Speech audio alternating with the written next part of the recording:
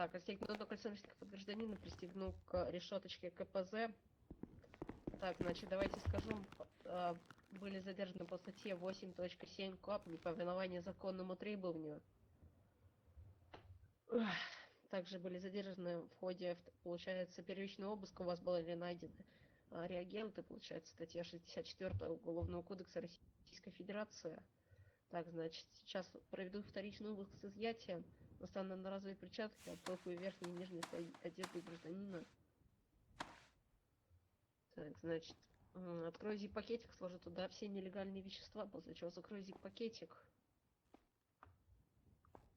Так, паспорт у вас где лежит?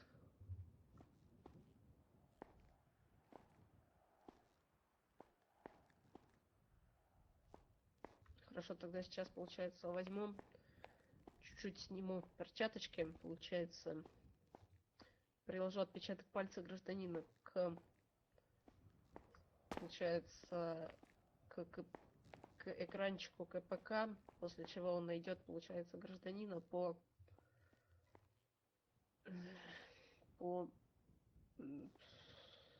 не понимаю, что вы говорите. Найду, получается, паспорт в КПК по отпечатку пальца, начну с ним подробно ознакомливаться.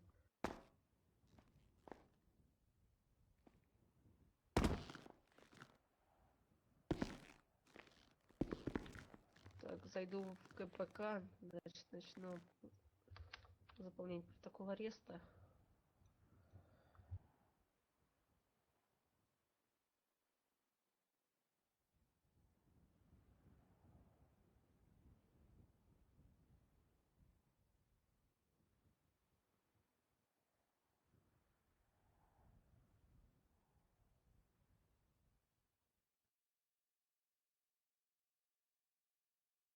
Так, отстегнул кольцо наручников от решетки, пристегнул гражданина, после чего заломаю его под руку. Получается. Открою дверку КПЗ, посажу туда гражданина. Что? Зачем я посадил? Это моя работа, если что. Получается, открою дверку КПЗ, после чего веду туда гражданина. Значит, отстегну у него наручники, повешу их себе обратно на тактический пояс. И закрою дверку КПЗ на ключ, подойду к столу, начну заполнять личное дело гражданина.